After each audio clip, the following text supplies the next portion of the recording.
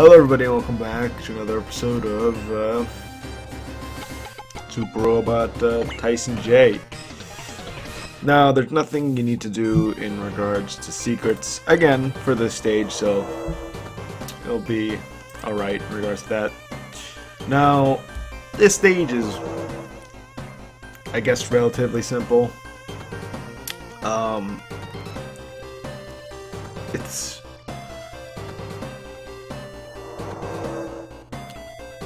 the first like 20 minutes of the stage is actually just almost a bunch of cutscenes, because during the first part of the stage you have to fight one boss enemy with only 2 units, and with that you just need to survive pretty much.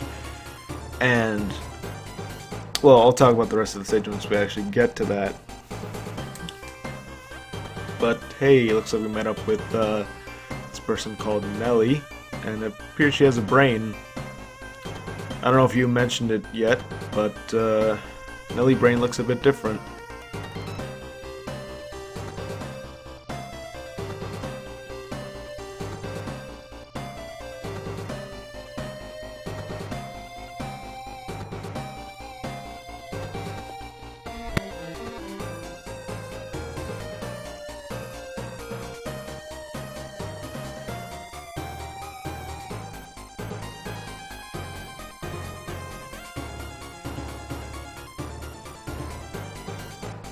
Okay.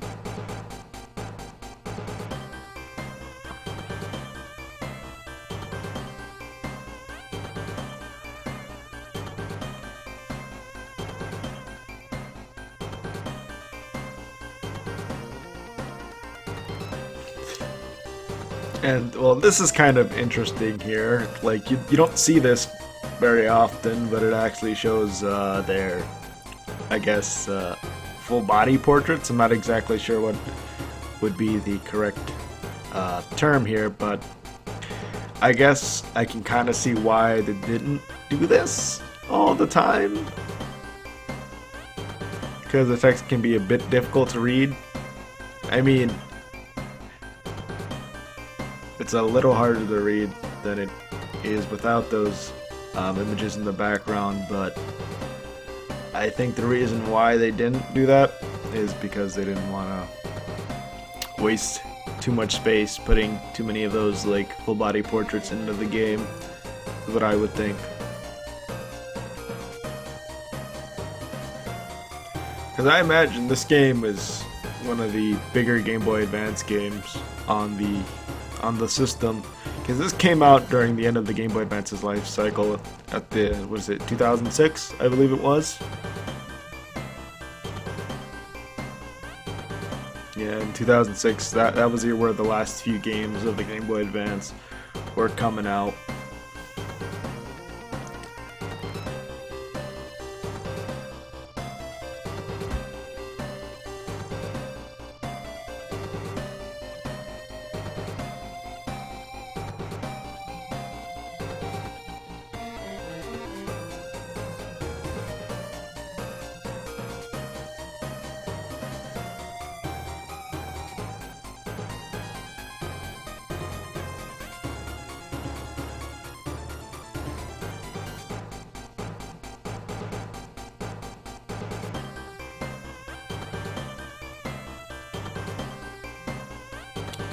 And well, pretty much from this stage and onwards, we'll be facing a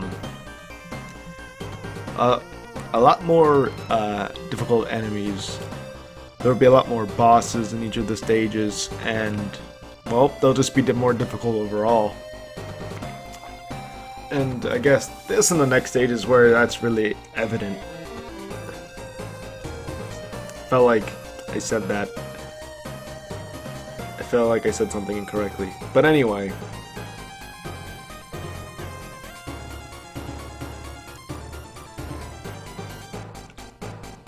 Well, at least that's what it seems like to me. Because I've been using a lot of, I guess, spare points in these coming stages that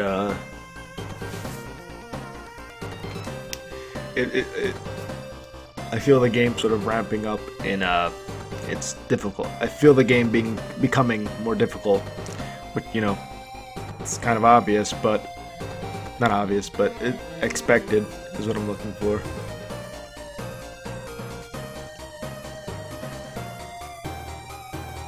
Wow.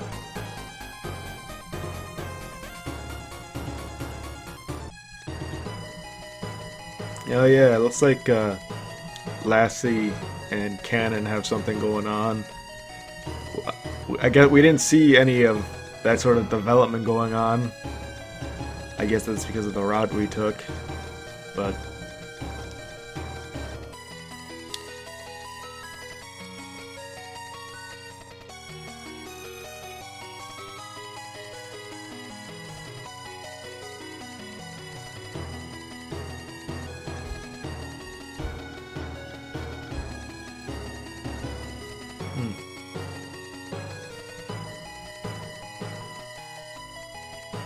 oh yeah, Naki did have 2 brains along with his grand chair.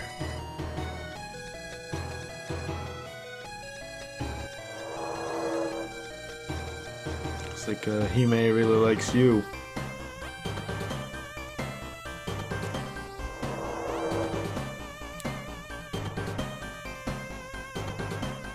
I don't know what that means.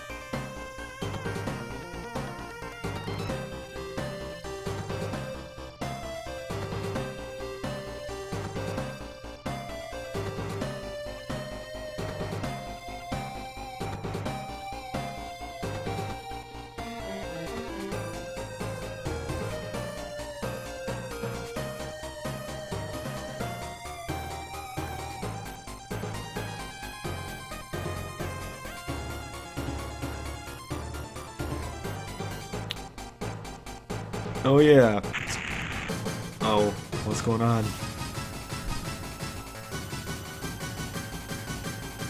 We're getting attacked. What's that? Baron Maximilian. Oh. That guy.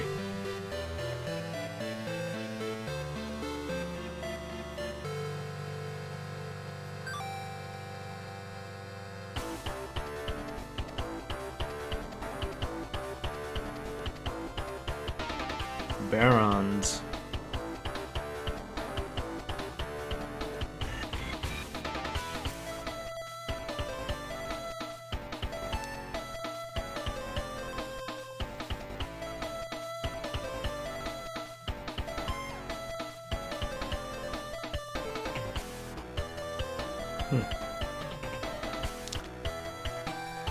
Certainly looks different.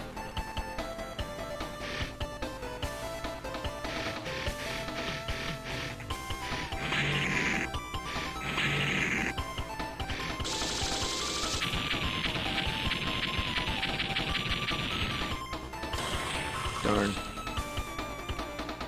Took a lot of HP. Although, that was mainly because of the cutscene. He doesn't do nearly as much damage. To the Grand Teed, anyway.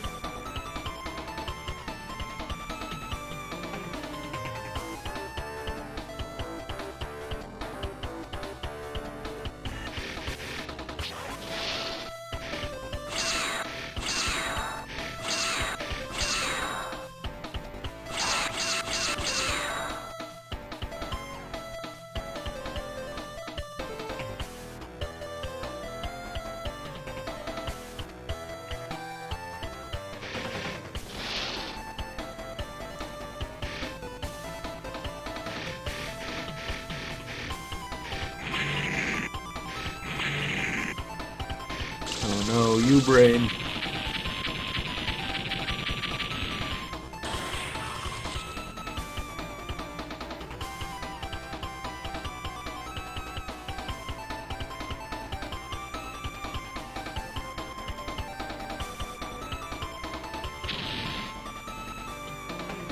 Baron and their barons. I don't know, he's attacking Melee Brain. With the exact same attack, I think.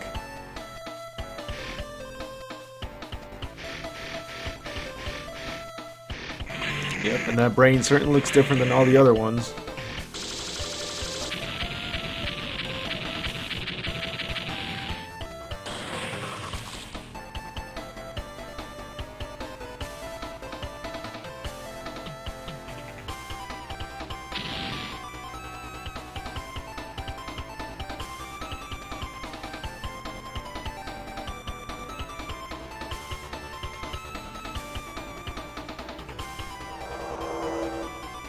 It's like he was talking to the brain.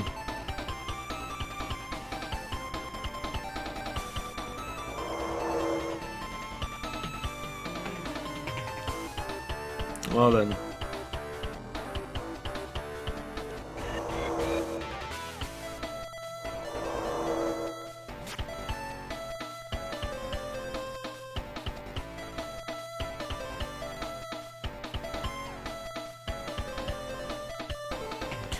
Well, at this point all you have to do is survive a few turns and then you'll get reinforcements.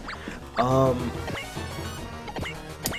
am using my new recording software for this, which is OBS, which is what I used to do that DS test recording back then, and what I used for those Saga live streams, the Saga 2 live streams that I did, which were more tests than anything really, and it's working really well. I noticed that sometimes the frame rate does dip down to like around 30 because of the amount of processing the recording the software has to do, I guess. But overall the quality is about the same, pretty much. And I think the reason why it sort of dipped down was because of the way I had it. The way I had the video encoding, and I think I fixed it during the middle of this episode. But either way, the recording is about the same, and the raw footage file sizes are much smaller. So I could record a whole bunch, and it doesn't take nearly as long for it to load into my recording software, editing software. So yeah, I think that like slowdown may have been from the game itself, not the recording software.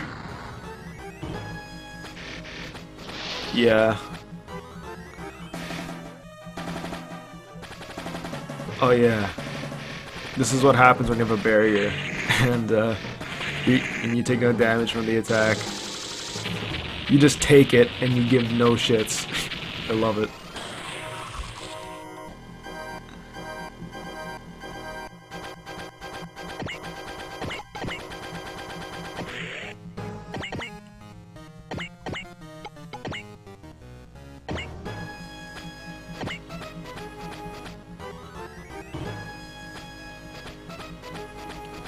So, yeah, I know I mentioned this before, but I'll reiterate it again. So, what my plan is right now is to upgrade units to their max and then switch to another unit. By max, I mean their max before they were selected as a favorite unit. So, if you look at a unit, if you remember, you can select your favorite series at the beginning. And if you look at a unit, it has blue bars. And that's how much you can upgrade it, you can upgrade your favorite units. Your favorite units from you can upgrade units more when you selected their series as your favorite at the beginning. That's what I wanted to say. And well, that is I won't be trying to upgrade a unit all the way if I selected it as a favorite unit. I'll do it before those extra blue bars. What I'm trying to say, okay, let me rephrase that. What I'm trying to say is when I'm upgrading a unit, like the Grand Seed for example, I'm gonna upgrade it to right before the blue, to right when the blue bars start, and I won't upgrade beyond that, is what I'm trying to say. And like once I'm done with the Guaranteed, I won't be upgrading the Guaranteed anymore, and I'll focus on upgrading other units. So that's my plan for right now. Because there are several ways you can deal with upgrading in this game. So you can have either upgrade all your units equally, or just have one really a few powerful units that pretty much can do anything. So I've upgraded units a bit, you know, 1 or 2 bars full, and that's pretty much all I plan on doing.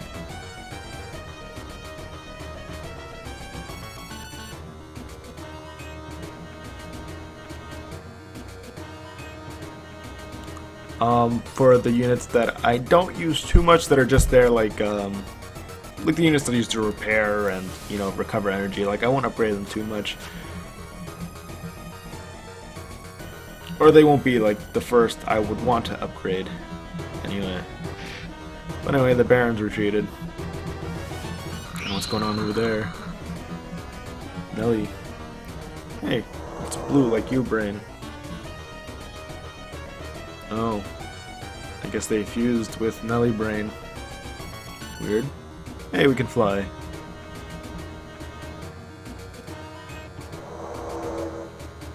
Oh boy, the Gredoge. Well, those aren't the Gredosians, those are joking lizards.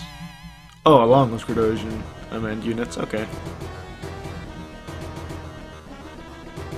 Alright, pretty much you just have to wait a little bit and you'll get reinforcements during the next turn, I think. So, those guys there, they aren't an issue at all. The main issue is the Gredosian boss units that are up here during the second wave, and Shapiro as well. Shapiro is the guy you're going to want to be careful of because he has a map attack that can attack a bunch of units, and he hurts. He did like he did 3,000 damage to Dankuga Nova while Dankuga was defending. So, I mean, Dankuga isn't my most upgraded unit, but Dankuga's still like a super robot, so yeah.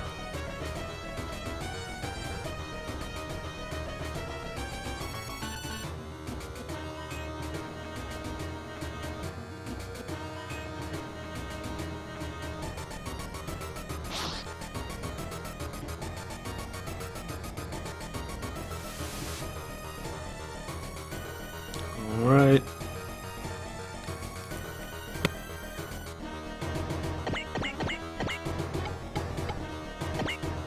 Weird, my ear kind of just popped there, I guess.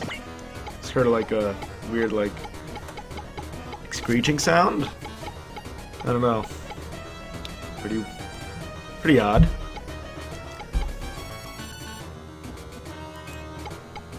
Oh, if you're wondering why I'm stuck on this menu here for so long, is I was looking for Moo in his in the Astray, M1 Astray, I think is what the unit was called, just to show what it looks like. I don't know if I'll be using that unit, but I just wanted to show it off, I guess. I think I'll show it off during stage 30 as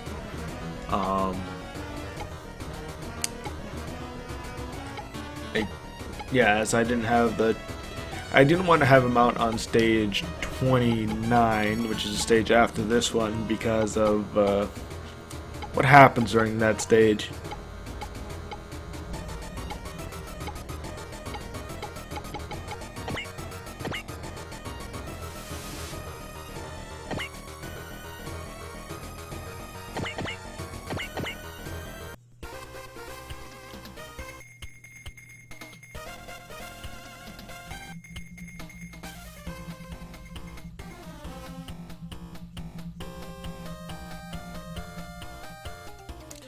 Now, the enemies I have the most trouble with are the highly evasive ones. Mainly because, I don't know why, I just tend to have a lot more trouble with them than I do with, like, the Mecha Beasts, for example. Because the Mecha Beasts are very easy to take down. And I imagine it's because I like to use a lot of the real robots rather than supers. And, so, like, when I go up against, like, enemy supers or, you know, the bulkier enemy units, they can't hit me. But these guys, they can, for the most part. Or they have a better chance of hitting me.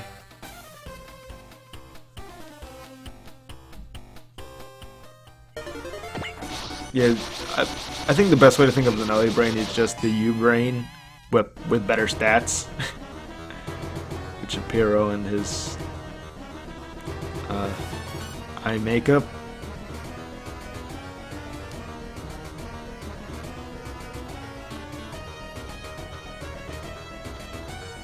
Weird. There's Gastero again. Yeah, you have to watch out for these Gradosian units because I think they did take down a few of mine. I lose like 3 units during this stage, and the main reason is because they have high evade and they kept dodging everything. So, yeah.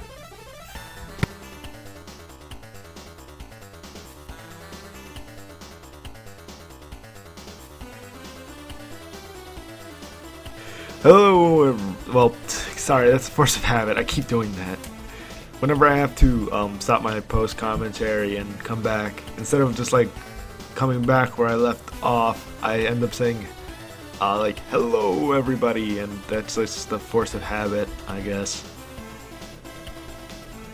Because I've been doing this post commentary style for a while now, and that's because I've been playing games where they're more suited for this kind of style, like this game, because I don't want to commentate this live, because if I mess up then I have to do the entire stage over again live, and no, that's not happening.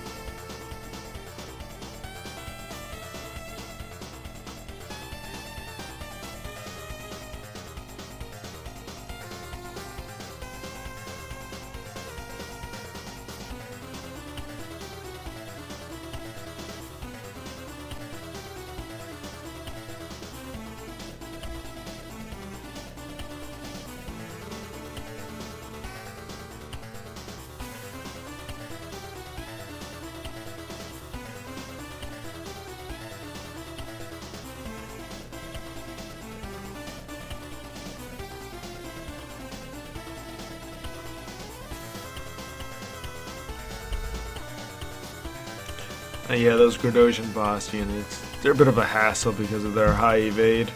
You should be able to take them on no problem though. I don't know why I didn't have Mazen Kaiser out during this battle. I don't know if he was available. I must have missed him if he was.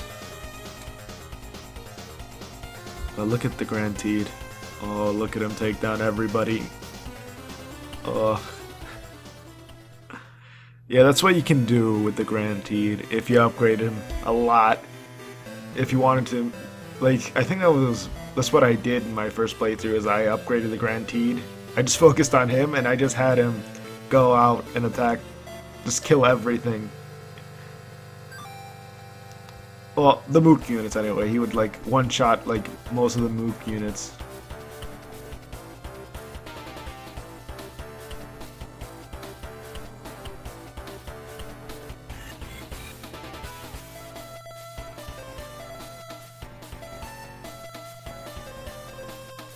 Oh yeah, I should mention this. Something will happen to the Great Mazinger during the next episode, so if you want to put some parts on him,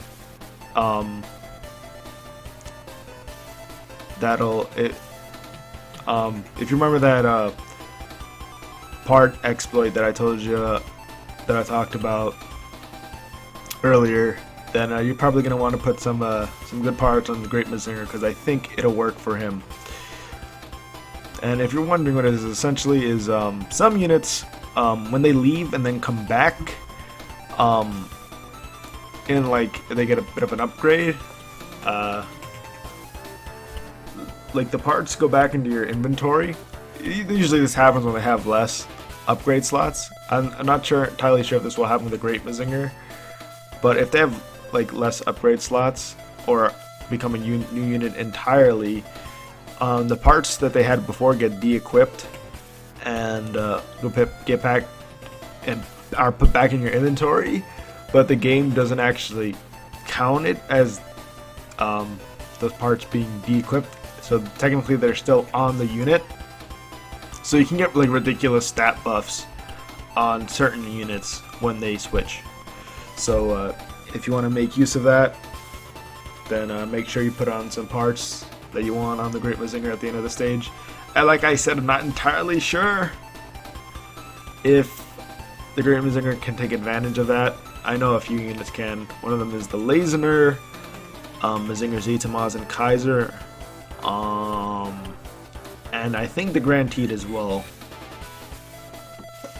I'm not sure on the Great Mazinger because I don't want to get too deep into it because of spoiler reasons. But yeah, either way, you should have some parts on him anyway. But yeah, I recall somebody saying that for the Lazener, they didn't know about this exploit, and the Lazener just had a bunch of critical parts on him, and when the exploit happened, the Lazener had a ridiculous critical hit chance, like 60% on each move, which is crazy. But these don't carry over between playthroughs, so yeah.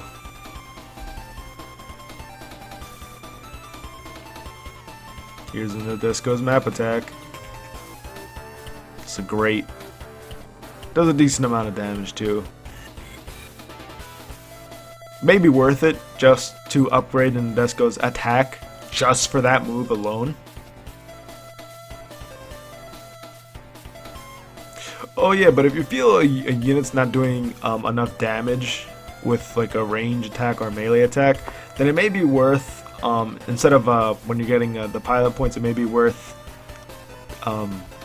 investing some of those pilot points into their hit or range stat, because that will increase damage. Now, it's not overly necessary for this game in Z, though it's a bit more necessary to do that. Oh, there we lost a unit.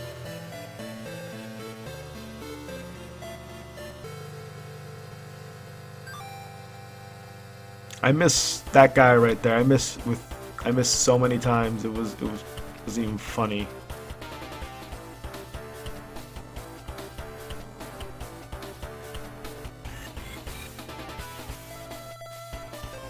Like, it's got ridiculous.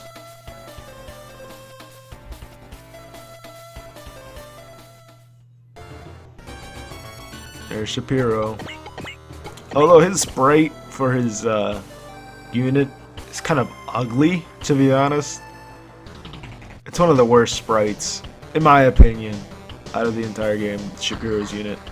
Just looking at it, it just seems kind of half-assed compared to the other ones. I mean, maybe that's just me, but it doesn't look as good as the other ones. I don't know, maybe I'm not used to it or something, but whatever.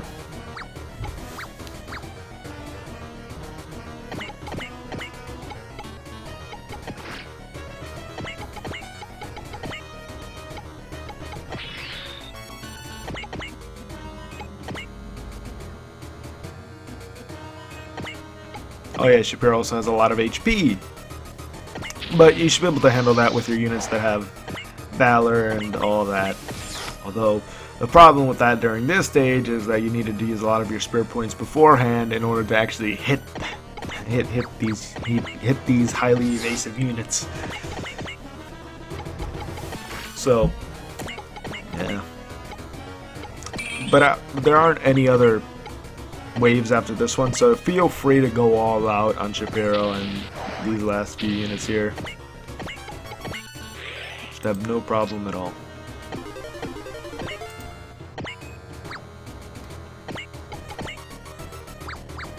But the stage is a bit more difficult than the previous stages that we've done so far. So, like yeah. It's evident because I lost a few units, but that's mainly because of my crap accuracy.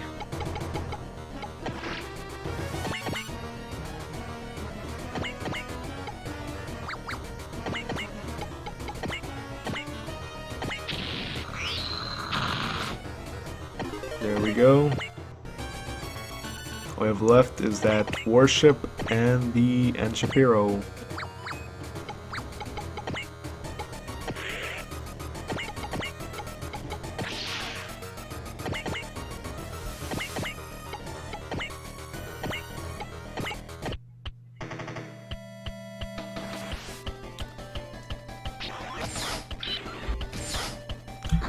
Although I'm kind of glad that J got translated.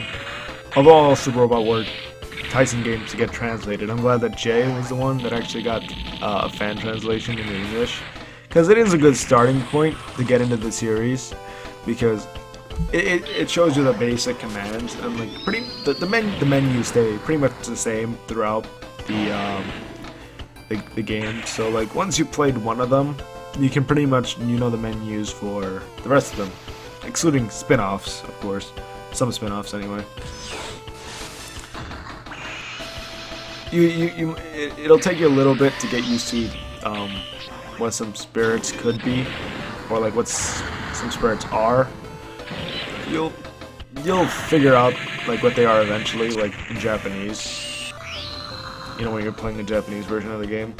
Because now when I look at a spirit, I can pretty much just, figure out what it is by just looking at it, or looking at the description, or even looking at the effect that happens when you use it, because the effects stay generally the same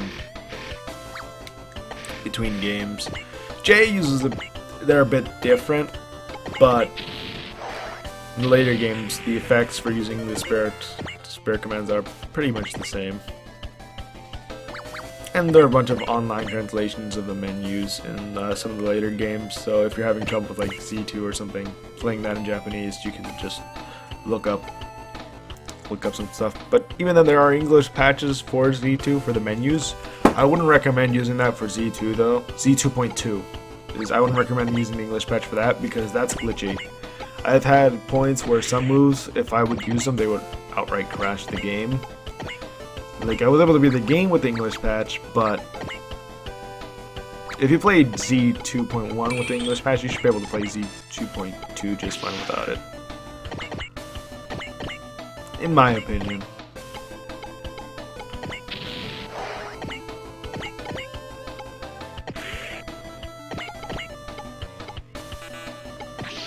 Oh yeah, Shapiro runs away once his health gets low enough, so I don't know if he drops anything really cool if you do defeat him, because I didn't. So, although the next stage is the last stage, you can make use of this for a while. Well, actually I don't know how long until you can use it again. But Double Burning Fire is a combination attack between Mazinger and Great Mazinger, Mazin Kaiser and Great Mazinger. That attack with with the Valor from Koji, if you use Koji and Valor and Double Burning Fire, does a crap ton of damage. It did over 20,000 damage for me. Yeah, that was Shapiro's dangerous attack I was talking about. But yeah, so yeah, that's a dangerous combination between the two. They can put heavy damage on certain bosses.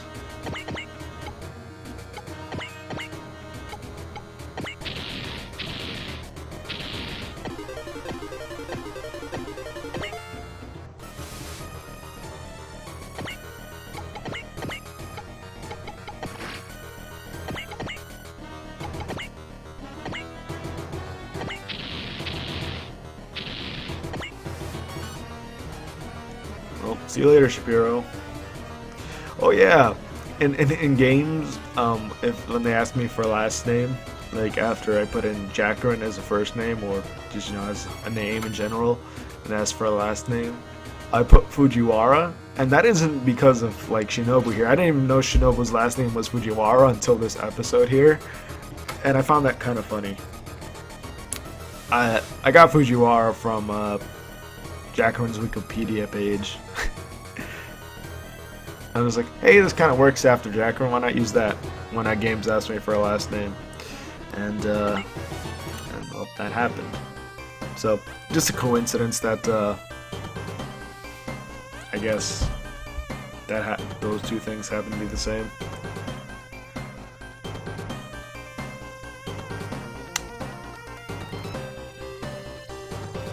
What's going on?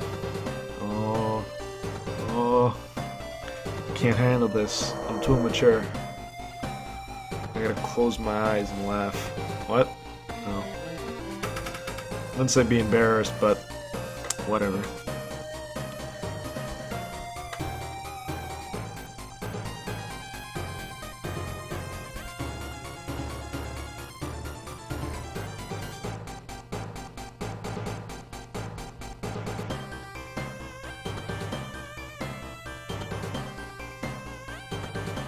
I guess. Let's go and do it. Yeah.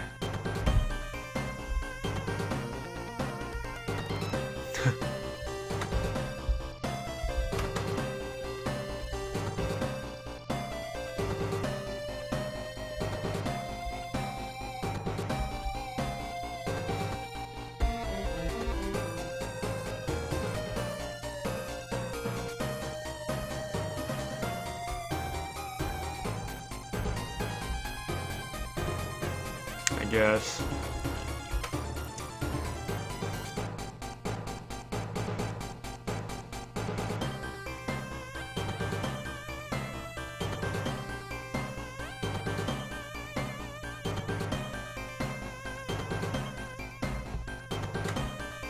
I suppose. But it's good that they're the Grodosians are kind of taking a step back. Hey, it's Crusade. Talking to Patrick, not Patrick's. Yeah, he's talking to Patrick. I meant to say he's talking to Ethrin's father. That's Patrick Zala.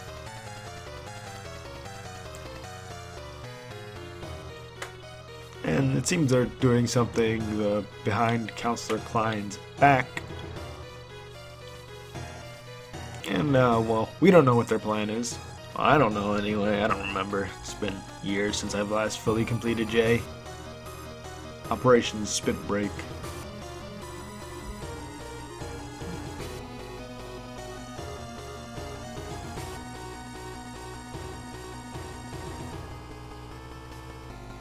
It's like Crusade is planning on doing something behind Patrick Zala's back? I don't know. Either way, the stage is over. So I'll see you guys again next time, whenever that is. Bye.